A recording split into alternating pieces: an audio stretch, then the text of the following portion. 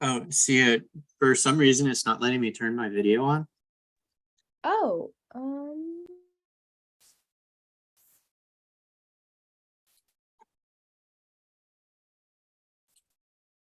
There we go. Yeah, for me, it's still not. Oh, there we go. Now it's working.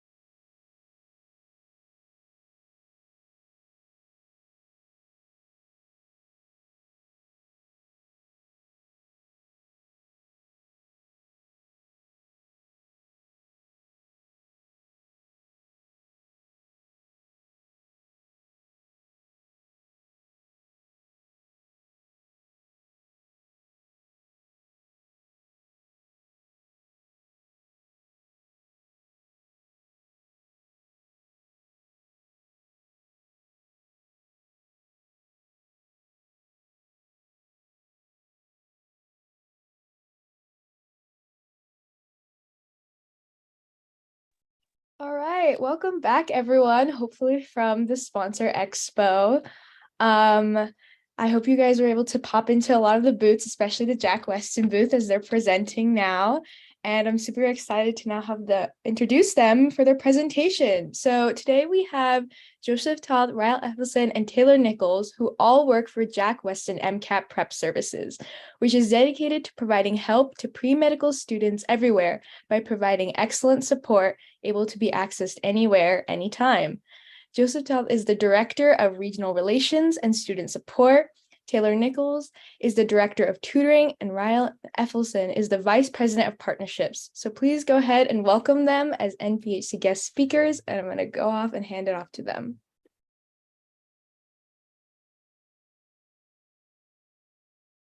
Awesome. Welcome, everyone. So my name's Joseph. Thank you, Sia, for introducing us. And Ryan actually isn't here today, but we do have Taylor here. So for those of you who came to our expo earlier, thank you so much. I just want to say thank you again. We went over a whole bunch of free resources that we have on the website. And rather than talk more about the free resources, since we've already shown you guys them, we want to show you guys how to use these resources and how to study for the MCAT effectively, since that seems to be such a huge struggle for students. On the screen, you can see there is a Pear Deck code. Go ahead and join that, so that way you guys can use the Pear Deck questions. I'll give you guys just a minute to join.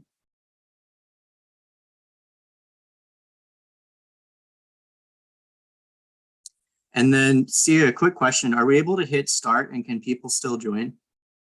I think so, yeah. Okay, awesome. Taylor, you want to hit start? Awesome. So real quick, as just a quick introduction, and then I'm going to pass the time over to Taylor. For those of you who have not heard about Jack Westin yet and you haven't come to our expo, I just want to very briefly let you guys know Jack Westin is all about making free and open access MCAT prep. So our mission, we're trying to turn the industry on its head. All the other test prep companies out there, they charge you thousands and thousands of dollars for MCAT prep. And the only people that can afford it are the ones who have money to begin with. So what we have done is just developed an abundance of resources where anyone can come access them. The average student doesn't need to pay for MCAT prep. They can just come in and use our resources, such as our live sessions, our question banks, our Chrome extension. So here you can see we have a detailed AMC outline. This is essentially our free textbook. Using this goes over all of the content that you need to know, none of the content that you don't need. We've designed this based off the actual AMC outline, which details everything that the MCAT could possibly test on. So, and we constantly update this as well. Then next slide. We also have a Q bank. So I want to point out our Q bank, we release daily passages every single day. So this is growing every single day. And with our Q bank, it is over twice the size of UWorld. It's created by MCAT experts. You can create your own tests. You can go to all of the daily passages from all the way back to a couple of years ago, actually. And it also comes with detailed analytics to track your progress and see where you're going wrong. Go ahead and go to the next slide. We also have weekly classes. So every week we have, I believe right now we have about 5 or 6 sessions every week where what we do is we go over MCAT strategies as well as high yield concepts. So in these classes, they're 2 hours each, and you can learn about car strategies from our top car instructor, Azai. You can learn about deep dives into electrochemistry or amino acids. You can learn about different strategies for approaching different passage types. So these weekly sessions, all you've got to do is just click sign up. They're offered throughout the week at various different times. So whatever your schedule is, I guarantee there's going to be at least one that will work for you. Okay, next slide. We've also got our AMC Chrome extension. This is another one of our free resources. And what this does, it not only puts the AMC format into the correct MCAT format, because you want to be studying using the right screen. You want to have the right blue boxes, highlight tool on the left, not on the right. You want it to look correct, but it also has way more detailed answer explanations. The AMC is notorious for giving answer explanations such as A is right because we said it's right, and B, C, and D are wrong because they're not A. And it doesn't teach you anything. Jack Westin's Chrome extension has way more detailed answer explanations, as you can see here in the slide, where we actually explain why the right answer is right, how you would get there, and why the wrong ones are wrong, and how you might have gone wrong if you chose that. So you'll be able to learn way more from this than just the AMC answer explanations on their own. All right, and then was there one more slide, Taylor? I think that was it, for my part at least. Yes, awesome. So, and just to let you guys know, that's all I wanted to do is just real quick go over some of those free resources for you. If you didn't get a chance to stop by our expo earlier and you want to have a deeper dive into what all of our free resources are like, just feel free to let us know. We're more than happy to schedule an appointment with you and meet with you personally for an hour. Just go over all of that, help you make a study plan, one of our academic advisors are more than happy to help you with that. I'm going to pass the time over to Taylor, though, and Taylor is going to help you guys figure out, how do I actually study? How do I use this stuff to improve my score? And how can I improve from where I'm at now? So Taylor, go ahead and take over. All right. Thank you, Joseph. Guys, I'm really excited to be with you today. Thank you for coming, and let's get into it. So real quickly, I want to first off ask the question, how should you study for the MCAT? Okay. So I want you guys to go into pair slides and put in your answers to this. Just let's put in everything you've heard. What's the best way to study? What resources should you use? How to study the content? What's the best way to learn all the stuff you need to?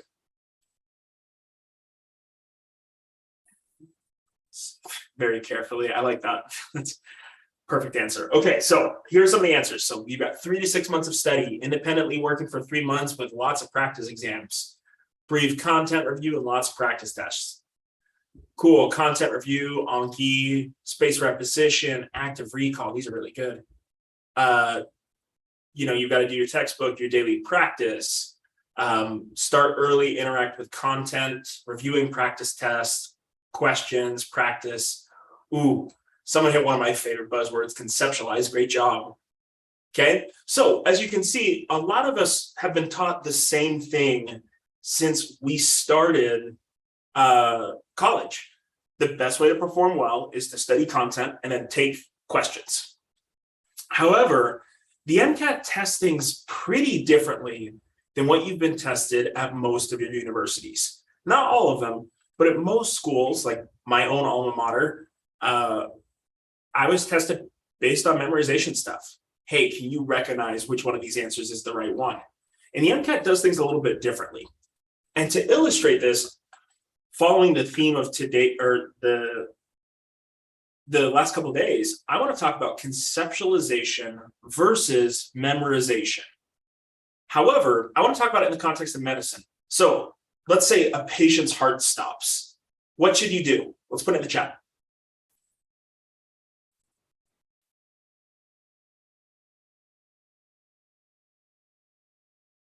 Okay, CPR. Awesome, cool, CPR. Find the nearest AED. Awesome. Call 911. Victoria, you're actually 100% right. That's the first thing that should happen. Okay, so we're all on the same page here, right? We've got to do CPR. We got to call 911. We might need to go grab an AED. Why? Why do we do CPR?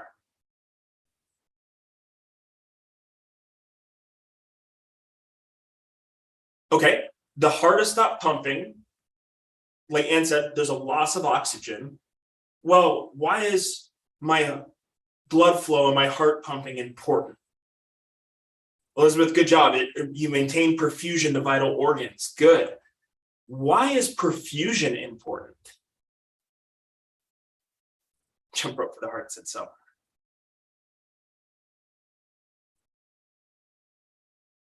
Oxygenation. Perfect, right? Why is oxygenation important? Why do our cells need oxygen? See what we've done here. Oh, Elizabeth, good, ATP. How does oxygen help get us ATP? Good, the electron transport chain. Way to go, guys. Okay, so notice, guys, we've gone from a patient heart stopping all the way to the electron transport chain and generating ATP. Without cells, without ATP, cells die because they can't maintain the vital functions necessary to hydrolyze glucose or perform cell division or do proteins. Yeah, I do mean etc. Anyways, 100%. So you see the difference here, guys. Memorization says we do CPR when someone's heart stops. Conceptualization says we do CPR because I need to be sending oxygen to the patient's cells so that they can continue to generate energy to perform cellular processes. right? And it's the conceptualization here that's so important, because it will help you take things to the next level and understand the whys and the hows of what you're doing rather than just the whats, right? So let's talk about this in the context of the MCAT now. I actually Googled this picture and it popped, the Jack Westin picture was the second one up there. So I thought that was pretty cool. But we're going to talk about conceptualization and spreading activation. Have you guys ever heard of spreading activation? Okay, see one no and one yes. Okay, Alexia, what's spreading activation? Why don't you put it in the chat?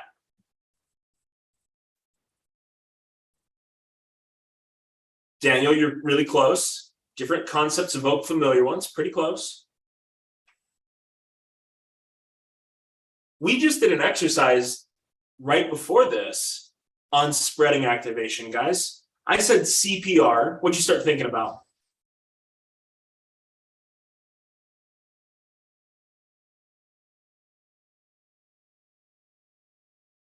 Exactly, Daniel, right? Other concepts activate or get closer to threshold when we recognize a certain concept. For example, this map is a semantic network. The trigger word here is table. When I say table, someone could think all of these things.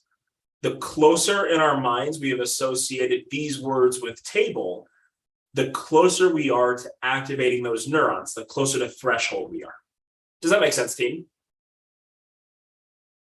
So the things outside of this bell graph are not easier to activate. The cool thing about this is how we are supposed to think.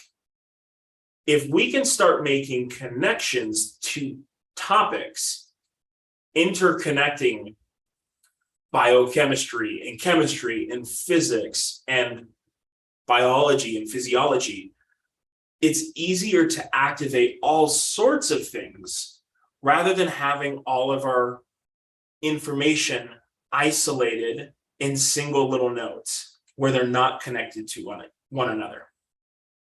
So let's talk about how to do this, okay? And then we're going to do an example together. So the way we do this is using these questions. Now, guys, I've tutored for like 7 years now. These questions are essential to be asking yourself when you're studying.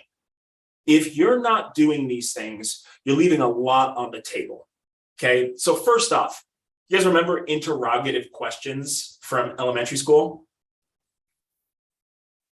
When you're studying, I want you to think like a second grader. I want you guys to think about a second grader you know. If you were to tell a second grader, apples will always fall from trees and hit the ground, what's the next thing they're going to ask you? Why? 100%. Why? And then you're going to say, it's gravity. And what's the next thing they're going to ask you? Why? Why? What's that? What's gravity? And you say, oh, gravity is the thing, is the force that pulls things toward the earth. And then the next thing they're going to ask is, what's a force? Right? These are the things you should be asking yourself as you study, right? Interrogative questions are huge for helping us form these semantic connections. Because instead of thinking of gravity as a separate node in our brains, interrogative questions end up letting us see gravity is a form of a field. And then, what else is a field?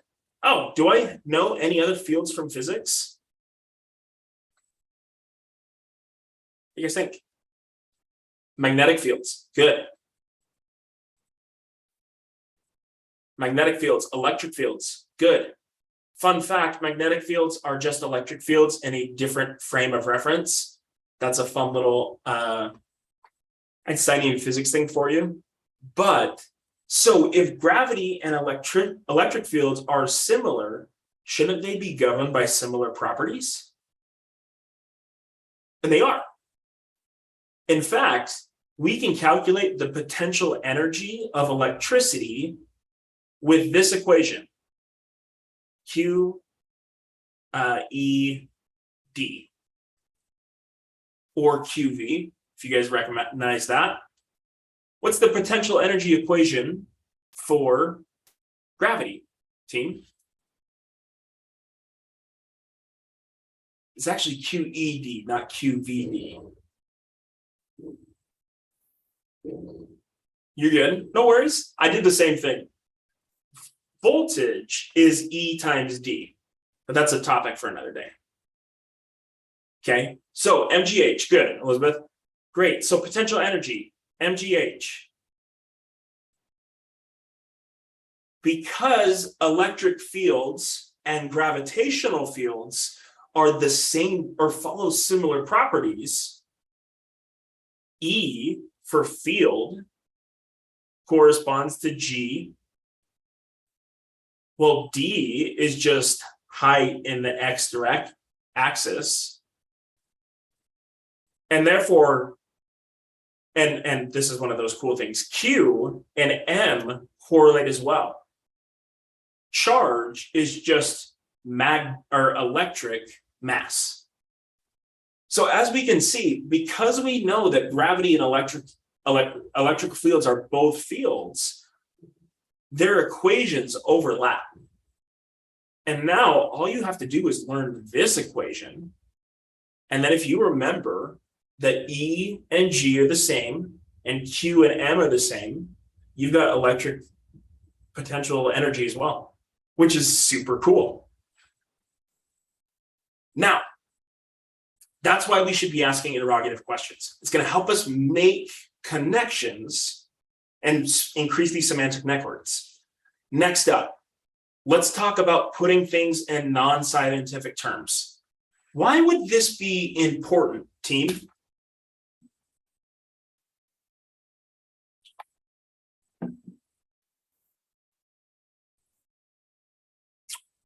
Who wants to tell me? Good, Elizabeth, and make sure you understand what you're saying.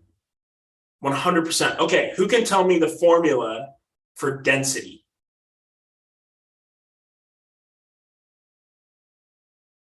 Density equals mass divided by volume. You guys got that down pat. Awesome.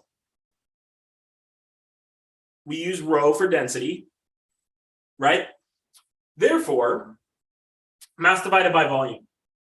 It's very easy to look at that and say, oh, cool, I know density.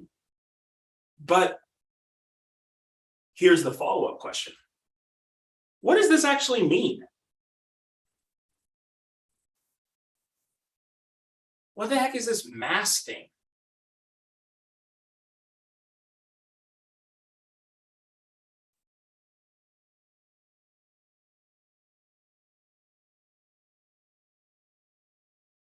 Okay. Chico, I hope I'm pronouncing your name right. You're 100% correct. Mass just means stuff. It's just the amount of stuff I'm made of, right? Too many of us correlate mass with weight, right? But mass is just the amount of stuff. If I go to space, right, does my weight change? Yes, good. If I go to space, does my mass change? No, not unless as long as I go to space intact, my mass is the same. Now, if I vomit on the way up because I get motion sick, does my mass change? Yes, good, excellent. To your medical school applications, this is why we measure urine output. One of the things that internal med docs do all the time, urine in or fluids in, fluids out. They check that all the time because they want to know how much the patient is retaining. because that's new stuff they're getting added to their body. Now, let's put volume now in layman's terms or non-scientific terms. What is volume?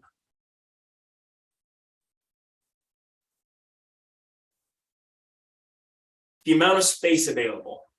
Yep, it's just space. So what are two ways I can make something more dense? There's two ways to do it.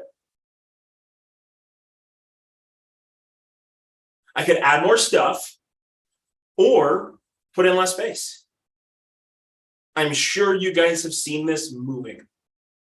Moving is all about an exercise in density. How much crap can I shove into the back of my trunk? Notice what we just did. I just made that a real life example. We could even draw a picture of my car. I just moved, so this is why it's so pertinent. I wanted to go to med school, so I'm not an artist. Please forgive me for my terrible car. Right? So I want to make sure I utilize the space necessary. So the more I can shove in my car, the more dense my car is. The more stuff I've got in there. I can't make my car any bigger, but I can shove more stuff in. Does that make sense, team? Now, these real life examples are what you want to put into your own Anki flashcards. Joseph, you can tell me if you do differently, but I highly recommend to all of my students that they make their own flashcards. There's just something really powerful about coming up with your own examples and your own definitions and your own learning on your own, and then creating note cards that you can utilize then to learn stuff and remember stuff that you created. That's called the self-referencing effect. Joseph, any thoughts? I totally agree with you. Yeah, I was just typing that in the chat. I totally agree with you. Making it yourself and tying it back to your own life is huge. I know a lot of pre-med students, y'all like to use pre-made decks, and it's totally cool to use those as a baseline, but you still want to edit those cards and tie them back to your own life. Change the examples and make it your own examples, not just the textbook examples. Also, do not make CP, BB, or Psych Soc decks. Put them all in one deck. Super helpful. Because the MCAT, you're going to get stuff all over the place. You're going to get bio and psych, biochemistry and bio and chem, and sometimes in psych soc because they're jerks like that. Don't tell them I said that. Yeah, so they could show up all the time. And Ola, that's a good question. Put them into an Anki deck. Like download Anki and make your own deck there, because Anki has space repetition built into it. Space repetition is the principle that the longer you study something, it's called Anki, A-N-K-I. Space repetition. Yeah, it's super nice. So space repetition, guys, is the reason why you can remember what the mitochondria does. What is the mitochondria?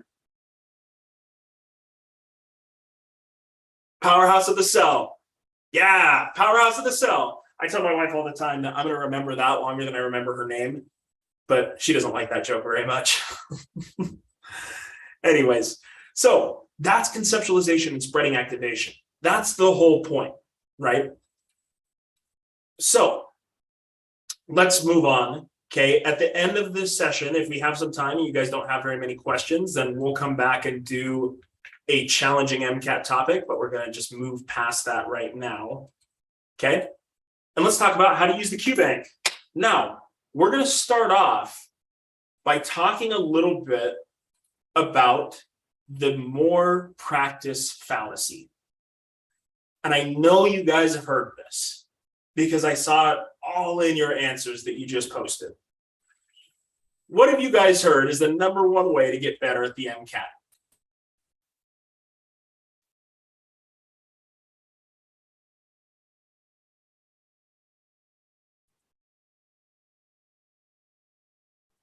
questions, practice, right? I'm gonna give you guys a scenario. I used to run cross country. You can't tell it now. It's been a few years, but I used to run cross country. And let's say tomorrow I woke up and I said, you know what? I did cross country. It was great. I want to learn to sprint, and I'm going to be an Olympic class sprinter. So I'm going to put my running shoes on and I'm going to go and run 5 miles. I got that dad bod going strong, Joseph. You have no idea.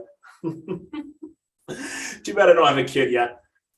Anyways, I'm going to go run 5 miles. And tomorrow I'm going to wake up and I'm going to run 5 miles again. And the next day I'm going to wake up and I'm going to run 5 miles again. In a year from now, am I going to be ready for the Olympics? I've been running 5 miles every day. Why not? I've been practicing. I've been running. What the heck? Oh. Well, crap. Just running doesn't make me ready. It's not about how far I run.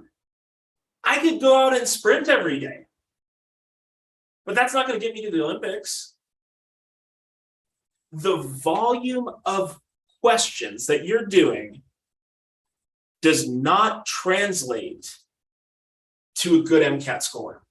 I know you guys have seen the people who've talked about, oh man, I went through all the UWorld stuff, and I went through the Jack Westin stuff, and I went through the AMC stuff, and my score is still a 495, and it sucks. And it's really too bad that we've ingrained this in people's mentalities. But you have to remember, perfect practice makes perfect. You guys know who Vince Lombardi is? I'm a little bit older, so I know who Vince Lombardi is, but I don't know if you guys do. Yeah, Vince Lombardi was an NFL coach back in the 70s. I'm not that old, but Vince Lombardi is. Anyway, Vince Lombardi, super cool dude. Really, really well-renowned coach, one of the most famous coaches in the world. He got hired to coach for the runner-up of the Super Bowl. So this was a very, very, very good NFL team. These guys have been playing football for 20, 30 years, were the best of the best. You know what he did on his first practice with them? He came in, sat him down in the training room, and he held up a football. And he said, boys, this is a football. And then he took him out of the field and he pointed at the end zone and said, this is the end zone. You have to get here to score points. If you get the ball into the end zone, you score 7 points. If you get the ball through those posts after a touchdown, you get one more. So you get 6 for getting in the end zone, 1 more through the goalpost. And he proceeded to go around the field and explain to these football professionals how the game of football works. What the heck? Why would he do that? And how does this apply to you?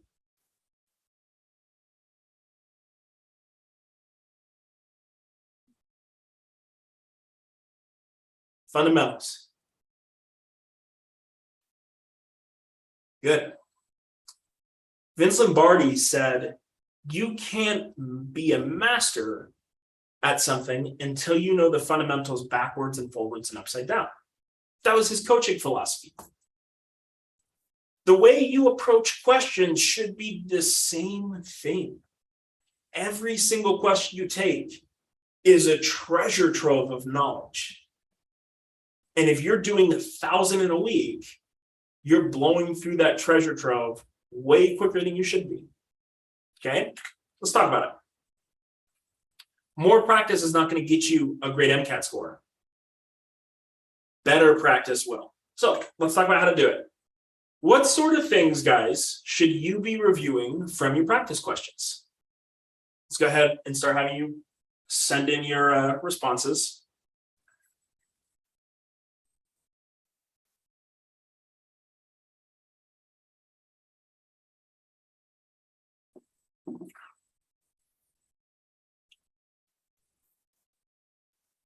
The hard ones. Gabriella, what do you mean by that? The hard ones.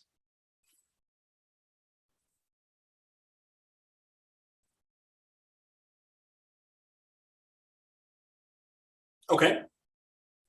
I like that. In. Let's see what we got. The concept you struggle most with, why you got it wrong, why the right answer is the right answer, why the wrong ones are wrong, content. Ooh, this is a good one. What you got right and why, what you got wrong and why, how you interpreted the question and answer, and how the test wanted you to interpret the question and answer. This is really good, guys. Pay attention to that. That's huge. Okay. Notice, guys, how much you see why I got things wrong, or what I don't understand, or concepts, or content, right? I'm going to be honest with you guys, and it's my job to be honest. If a majority of people are putting things like that in there, everyone else is too. And the average MCAT score is like a 500, 501. So you don't get to be great at the MCAT by doing things everyone else is doing. You gotta be different. You've got to know the test. Let's see how well you know the test. I have 2 questions here. I want you guys to take a look at this, and I want you to figure out which one is the MCAT question and why. So, is it question A? Is it question B? Is it question A and B? Or is it question none of the above? Question none of the above. So, let's put in your responses, and we'll see if you guys know what the MCAT actually looks like. Because if you don't know what the MCAT's going to be testing you on, how the heck are you going to review your questions?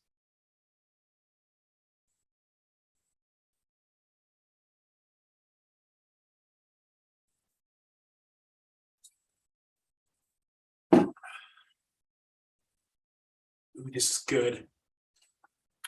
Okay. I've got lots of people in the chat saying A or both. I've got lots of people in our survey saying question B. I've got a couple of both A and B, question A. So it looks like we're about split, team. A couple of people said neither or neither, however you pronounce it. I'm from North Carolina, so we pronounce things weird. Okay, guys, the correct answer here is question B. Question B is the MCAT question, not question A. Here's why. Number 1, question A was a memorization question. They didn't ask us to know anything about or apply PCR in any way. This ultimately doesn't matter. You could delete this whole part of the question. Say, hey, which of the following is not true about PCR? The MCAT is not going to expect you to know this for the first thing. That's a really weird thing to know. Yeah, you got to know it has primers. Yeah, you got to know it requires heat. They're not going to care what polymerase they use. They don't care if you know if it's Taq polymerase or Tau polymerase or Bob polymerase. They don't care, right? This question is a pure memorization question. Now, you'll see some of these on the MCAT, but they'll normally have some sort of thinking component. And on this one, there is no thinking involved. You didn't have to apply any scientific knowledge. Let's look at question B, because there's some really good things here. First off, right out the gate, they have given me a reaction. Hey, I'm reacting with a lot of nucleophile. Now, a lot of us might freak out here. Oh gosh, it's OChem. I don't remember that specific reaction. And here's the trick. This isn't a specific reaction. The MCAT doesn't care if you know reactions outside a specific few, like Grignard, right? They care instead that you can reason through what is going to happen here. And then you see what they did here. They say, hey, this thing is promoting an SN1, not an SN2, despite the fact we have a good leaving group and a nucleophile. Well, why would SN1 happen instead of SN2? So instead of asking, why does SN2 happen, which would be like the normal thing, oh, it's a good, or there's a good leaving group and a nucleophile. They're saying something weird happens here. Why?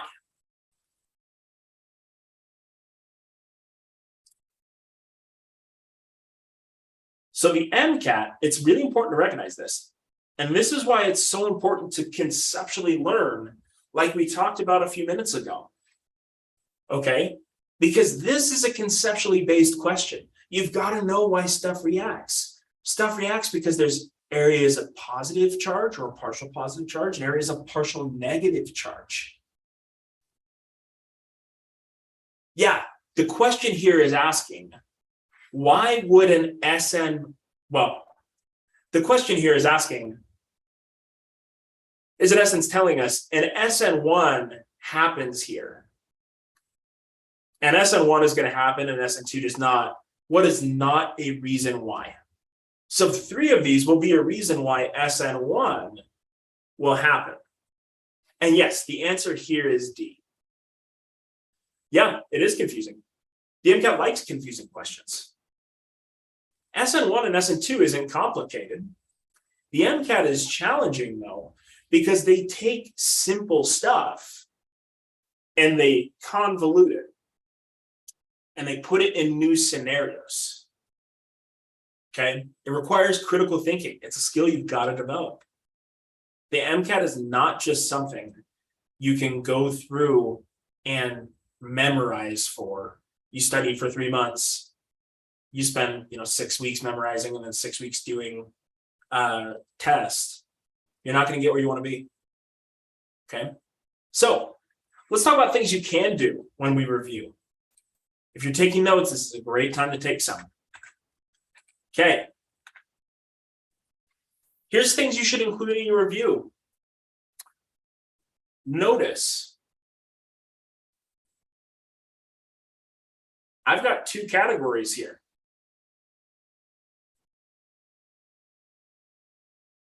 If you got it right or if you got it wrong. Oh, do we have a live question? You can save it for the end during Q&A. Okay, sounds good. Thanks, Alexia. I hope I'm pronouncing that right. Anyways, so notice, guys, it's really important that you identify or that you review both when you get things wrong and you get things right. It is super important. So we're going to start if you get things right. First off, and you guys can read, so we're not going to talk about it. You've got to know why you got something correct. If you got something correct because you narrowed it down to 50-50 and just ask, or you just kind of guessed on one and you got it right, you didn't get that question right. You need to figure out why you got stuck on the 50-50 and what made that other answer choice so tempting. Okay? Other way to think about it. You should be asking yourself, was there another way I could have approached this question? Was this a piece of content that I knew, or did I remember from the passage? Was it a lucky guess? These are all things you should be asking yourself. When you got something wrong, you got to be asking yourself, okay, where was it in the passage? Because it will always be there. Every single question is going to be tied to the passage. Even your pseudo-discretes, they'll be mentioned, or something will be mentioned. What can you learn from the question stem? How would you simplify it, right? Why was the wrong answer incorrect? What made you pick it? Why would others pick it? Where was your thought process incorrect? And then how could you have thought differently to get this question correct? This question should be the end all be all of all your review. Because it doesn't matter how well you review if you make that mistake again. So you've got to come up with a plan by the time you move on from that question. What will I do to not make this same mistake again? And so help me, if you put down content for every single question, I am going to keel over dead and my ghost is going to come and haunt you. Content is not the reason you are getting every single question wrong. You are just hurting yourself if you're calling it content. Now, sometimes it is content, sometimes, but that should be your last answer when you're reviewing stuff. That's a cop-out answer. And I know you guys aren't cop-outs. You're going to the hardest field practically that I can think of. Anyways, so I want you guys to screenshot this page if you have not already, and then we'll open it up for the Q&A. All right. Perfect. Yeah, we can go ahead and get started with that. So if you have any questions for them, please go ahead and put them in the Q&A tab at the bottom and upvote questions that you want to be answered, because we'll be going through them based on the most upvotes. So first we have someone who wants to ask their question live. So I'll invite them to the stage and have them ask. Hi, this is Victoria. So just going back to the last slide about the MCAT question. Mhm. So I know SN1 and SN2 reactions, and if this question was about memorization, I would get it right. Yes. So I'm just having trouble breaking the question into simpler terms. I just feel like if I saw this question, I would misunderstand the question. Mm-hmm. Yeah. So what you need to do then is you need to start practicing stuff. And the way you practice this is you look at this question, you say, okay, what are the essential things that I need to be pulling out here? And that's a good question, Victoria, and I'm really glad you recognize that. A lot of us know this stuff, but it's hard to apply it to the test. So what we need to recognize first off is this question is ultimately setting a scenario for us. And it's saying, okay, this reaction is happening. The nucleophile is going to come in and attack. Like a nucleophile does, it's its job. What it then says, though, is you got to catch this knot. So when I find knots or clarifiers, I write them down. So which of the following does not, meaning, okay, cool. I got to remember that whatever they ask me, it's going to be the opposite. So they're asking, what is a factor that promotes the SN1 happening instead of SN2? So they're saying, why do we form a carbocation instead of just doing the SN2 backside attack? And then at the very end, please don't forget to add the not. The not is essential there. So 3 of these answer choices will explain this. 3 of these answer choices will say why this happens. 1 of them will not. And the one that does not explain it is the correct answer. That's why D is the correct answer. Electron withdrawing groups would not stabilize the carbocation. They would destabilize the carbocation. It would make this more positively charged. And carbocations don't like to be positively charged. Does that make sense?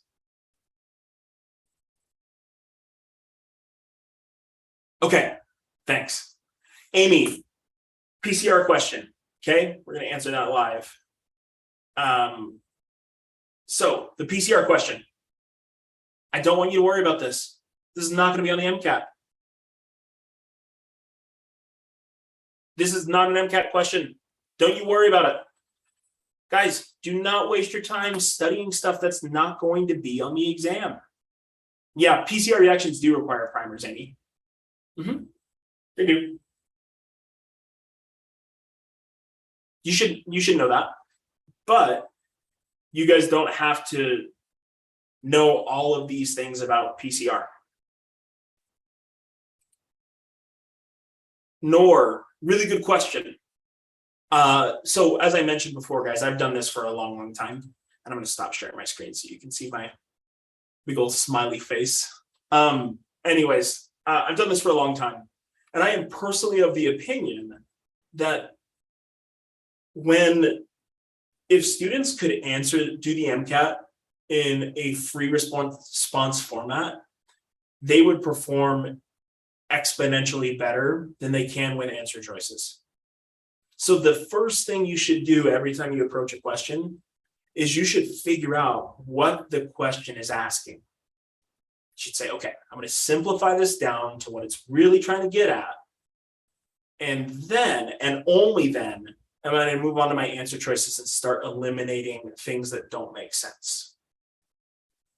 The reason we do this is because you don't want to get into a scenario where you stall and you look at an answer choice and you talk yourselves into the wrong answer. That was one of my biggest issues. But when I stopped and I started focusing instead on what is this question asking and what are they really getting at and what should I be looking for, the answer choices got way easier to evaluate. So I hope that helps. I think there are a couple more questions in the chat, in the Q&A. So next up we have, do you think it's better to read any question and try to answer it before looking at the answer choices, or is it better to read the answer choices and do the process of elimination? I think I just did that one. Sorry. No, you're good. No, is JW tutoring part of a package or a separate purchase? That's a good question, Anonymous. We have a couple of different things available, but all the stuff that we've been talking about today is just from the free resources. We do have a course that people can purchase that is extremely comprehensive. I really like it, and it's taught by a guy named Phil Hawkins, who is a phenomenal teacher. And then tutoring comes separate from that. If you're interested in figuring out kind of the paid resources we have, we recommend just chatting with the academic advisors and seeing which one will be best for you.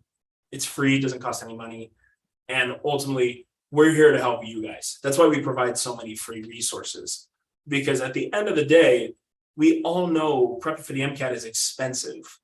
And the more we can get you for free, the better that we can help more people do. Joseph, anything else you want to add to that? Yeah, I was just adding this in the chat. If y'all want to schedule a free appointment with one of our academic advisors, you can just email us at support@jackwestin.com, and we can get you set up with a meeting through that. And we do full hour appointments. They don't have to be a whole hour if you don't want, but we do whole hour appointments. We'll go over your study game plan, everything that you need, make sure that you understand the best way to be using the resources and what resources are best for you and your personal situation. So yeah, support@jackwestin.com, just shoot an email and we'll get you an appointment set up. You definitely and if you haven't, I was just gonna say, if you haven't already, make sure to enter in for those drawings for the complete course and also to sign up for those workshops. If y'all were at our expo earlier, just to let you know, that first link, the one that's tinyurl JW session, that is a completely separate drawing from our expo. So if you previously signed up for that drawing, this is a different one. Make sure to fill it out. Good questions. Any advice on anxiety before and during the MCAT? That's a fantastic question, Adrian. First off, I am not a mental health professional, so I should say that up front. I have worked with a ton of students who do experience anxiety or testing anxiety. couple things that you should recognize. Number one, this is an opportunity for you to learn how to cope with the challenges you're being presented now, instead of being faced with them in the middle of medical school, where you might not have the resources or the time to learn to cope with them. So the first thing is learning to cope. And there's lots of videos online that you can watch. You can visit with mental health professionals. That is my first recommendation, and probably the best recommendation I could give you. At the end of the day, we all, especially clinically diagnosed anxiety and things like that, need mental health professionals to help. As far as just normal kind of test day jitters, what I tell students is to repeat to themselves over and over, it's just another practice exam.